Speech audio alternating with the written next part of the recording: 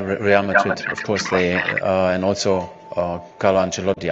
Carlo is one of the successful coaches and the best coaches in the world, and of course he is a great person, and this is my highest respect about him, and I never have any negative things about him and also about the club.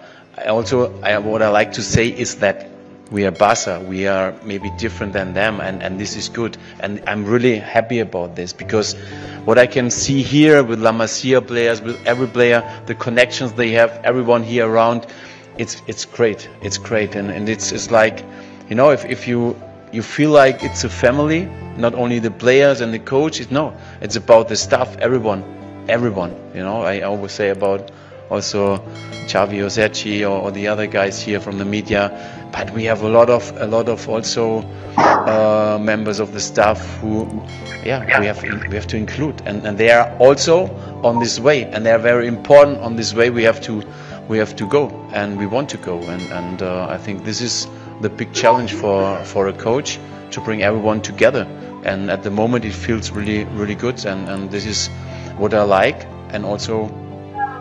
Il y a eu un malentendu. Hansi Flick n'a jamais voulu manquer de respect au Real Madrid, ni à Carlo Ancelotti. Il l'a lui-même clarifié en conférence de presse. Il respecte le club, il respecte l'entraîneur, et il est focalisé sur son propre projet avec le FC Barcelone. Pas de polémique, juste du football. Mais aujourd'hui, ce n'est pas de ça dont il est question.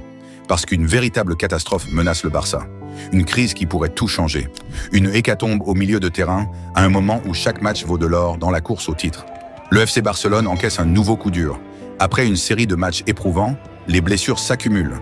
En plus de Marc Casado, déjà absent contre Osasuna, une autre mauvaise nouvelle est tombée. Dani Olmo ne sera pas là non plus. Sorti lors du dernier match, les examens sont formels. Une petite déchirure à l'adducteur de la jambe droite. 3 semaines minimum hors des terrains. En pleine ligne droite vers le titre, c'est une perte immense pour Flick.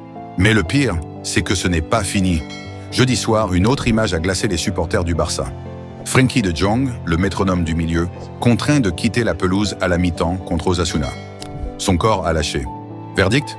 Une élongation aux adducteurs. Une blessure qui pourrait l'empêcher d'affronter Gérone ce week-end. 2 absences majeures. Un Barça affaibli, une équipe en danger, alors que chaque point compte dans la lutte pour le titre. Alors maintenant, une seule question se pose. Comment Flick va-t-il réagir ? Petite disclaimer. J'ai analysé la situation et donné mon avis sur ce match. Si tu veux savoir exactement ce que je pense de cette composition et des chances du Barça face à Gérone, reste bien jusqu'à la fin de la vidéo. Sinon, tu peux directement aller dans la description et cliquer sur le chapitre correspondant. Maintenant, place au concret. Avec ces absences, à quoi pourrait ressembler le 11 du Barça face à Gérone? Et surtout, est-ce suffisant pour s'imposer? Voyons ensemble la composition probable du Barça face à Gérone. En défense, pas de surprise. Szczesny dans les cages, Koundé et Ball sur les côtés, avec la charnière Araujo-Martinez. C'est du classique. Au milieu, c'est là que ça devient compliqué. Avec De Jong incertain, Flick devrait aligner Casado, s'il est remis aux côtés de Gavi et Pedri. Un milieu jeune, mais qui devra assurer la transition et l'équilibre de l'équipe. En attaque, le trio semble évident. Lamine Yamal à droite, Rafinha à gauche et Lewandowski en pointe. Un secteur offensif capable de faire mal, mais qui aura besoin d'un gros soutien du milieu. Et maintenant, à mon avis, honnêtement, ce Barça-là a de quoi battre Gérone, mais attention, ce ne sera pas simple. L'absence de Jong, c'est une énorme perte dans la construction du jeu.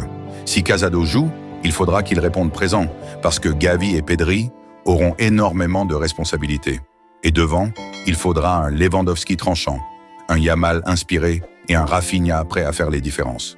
Mais surtout, ce match, c'est un test pour Flick. Son Barça peut-il répondre présent dans l'adversité? Peut-il montrer qu'il est toujours dans la course pour le titre? Dimanche, on aura la réponse. Et toi, tu en penses quoi? Avec cette équipe, le Barça peut-il s'imposer contre Gérone? Dis-moi tout en commentaire. FC Barcelone Mercato. Yamal pousse une piste pour l'après Lewandowski, conscient que la succession de Robert Lewandowski se prépare dès aujourd'hui. Lamine Yamal aimerait bien que le FC Barcelone recrute son coéquipier de sélection Samu Agueroa, FC Porto. À l'affût d'un numéro 9 pour préparer la succession de Robert Lewandowski, le FC Barcelone creuse actuellement plusieurs pistes. On le sait, Deco regarde notamment au Portugal où le profil du Suédois Victor Gyökeres, Sporting, l'intéresse particulièrement. Mais le crack scandinave n'est pas le seul joueur de Liga NOS dans le viseur.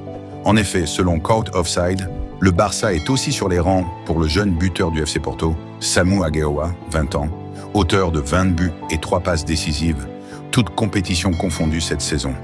Le média britannique précise même qu'il s'agit de la piste précisément poussée à sa direction par Lamine Yamal. Jules Koundé est devenu l'un des maillons essentiels du FC Barcelone, mais son avenir en Catalogne n'est plus aussi assuré. Brillant cette saison avec 42 apparitions, 3 buts et 7 passes décisives, le défenseur français a enfin stabilisé le couloir droit du Barça. Pourtant, Chelsea est prêt à revenir à la charge pour le rapatrier en Premier League. Déjà très intéressé en 2022 avant son départ de Séville, les Blues seraient prêts à offrir à Koundé ce qu'il réclame depuis longtemps, une place en défense centrale. À cela s'ajouterait une offre financière difficile à ignorer, dans un contexte où le Barça peine encore à sécuriser ses cadres. Sur le long terme, sous contrat jusqu'en 2026, Koundé n'est pas une urgence, mais la menace est bien réelle. Le club catalan accélère désormais pour prolonger son défenseur, conscient qu'il est devenu un élément clé, notamment dans sa relation sur le flanc droit avec Lamine Yamal.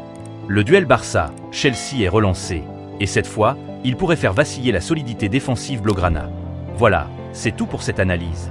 Si tu as aimé la vidéo, n'oublie pas de laisser un like et de t'abonner pour ne rien manquer de l'actualité du Barça. Et si tu veux discuter de ce match ou de ta composition idéale, n'hésite pas à laisser un commentaire, je réponds à tout. Tu veux plus de contenu exclusif? Clique sur la cloche pour activer les notifications. Merci d'avoir regardé, et on se retrouve bientôt pour une nouvelle vidéo.